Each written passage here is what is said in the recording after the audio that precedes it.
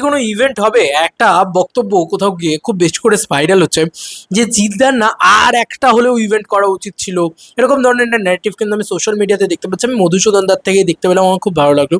Madhusudan Das seriously জিদ্দাকে খুব খুব ভালোবাসে, রিয়েলি ভালোবাসে। এবং আমার ওর পোস্ট দেখে মনে হলো যে একটুখানি এটা নিয়ে কথা বলি। তো যার সঙ্গে সঙ্গে কথা বলবো, ইতিমধ্যেই প্রায় 10,000 ইন্টারেস্ট রেট কমপ্লিট করে ফেলেছে, 9.9K ইন্টারেস্ট রেটে রয়েছে বুক মাই শোতে জিদ্দার কেউ বলে বিপ্লবী কেউ বলে ডাকাত। এবং আই রেসপেক্ট দ্যাট যে জিদ্দা 10,000 আজকের ভিতরেই মারবে। এবং আজকের ভিতরে আমি জানি না তোমরা কখন ভিডিওটা দেখছো, ততক্ষণে হয়তো মেরেও ফেলেছে জিদ্দার কেউ বলে বিপ্লবী কেউ বলে ডাকাত 10,000 ইন্টারেস্টেড। এবার তাহলে হাতে এখনও সময় আছে, কারণ আজকে 7 তারিখ, রিলিজ হবে 14 তারিখ।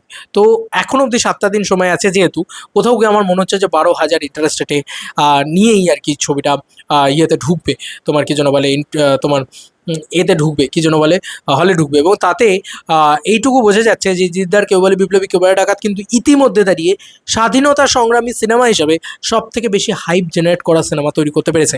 কেন বলছি, কারণ এত ইন্টারেস্টেড আমরা ন্যাচারালি এ ধরনের ছবির ক্ষেত্রে দেখতে পাই না। এবার পয়েন্ট হচ্ছে যে এই যে জিনিসটাকে নিয়ে আলোচনা করছিলাম যে ইভেন্ট আর হবে কিনা, আমার মনে হয় কিন্তু আর ইভেন্ট হবে না। কিন্তু হওয়া উচিত কি উচিত নয় সেটা যদি তুমি আমাকে জিজ্ঞেস করো, তাহলে ব্যক্তিগত পরিসরে আমার মনে হয় যে হ্যাঁ, আর একটা ইভেন্ট হলে ভালো হতো। কিন্তু আমার মনে হয় যে আফটার রিলিজও তো হতে পারে, তাই না? আফটার রিলিজও তো অনেক কিছু হতে পারে। কারণ দেখো, বুমেরাংয়ের সময় আমার মনে আছে, বুমেরাংয়ের সময় কিন্তু আমরা ইন্টারভিউ করিনি বিফোর রিলিজ, কিন্তু আফটার রিলিজ করেছিলাম।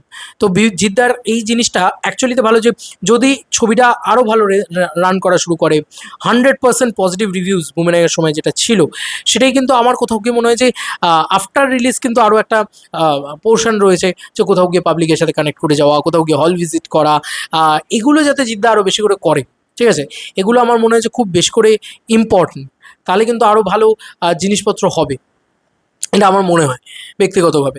এখন দেখা যাক গানটা আসে কিনা, কারণ আমি চাইছিলাম যে আরেকটা গান লঞ্চ বা একটা মিউজিক লঞ্চ ইভেন্ট যদি হয়ে যেত, কিন্তু এরকম হুট করে ইভেন্ট করে দেবে বলে তো আমার মনে হয় না। কারণ এখন অবধি হাতে 7 দিন সময় থাকলেও জানানো তো সেভাবে কিছু নেই।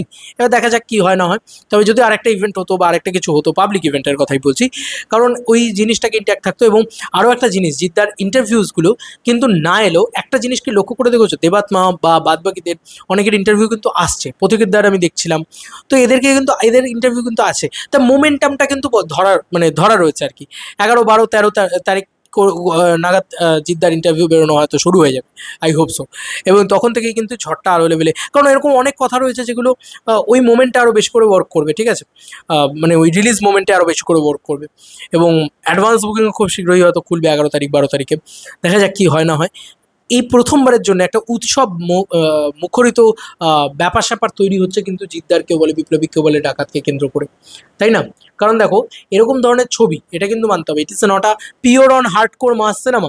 মানে চেঙ্গিজ নয়, রাবণ নয়, তারপরেও এরকম হাইপ জেনারেট করা, এটা বোধহয় জিদ্দা বলেই একমাত্র সম্ভব। বাদ বাকি তোমাদের কার কি মতামত, ইন্টার ভিডিওটাকে নিয়ে জানিও কমেন্ট সেকশনে। চলো বন্ধুরা, পুরো ভিডিওতে দেখা হবে, বাই।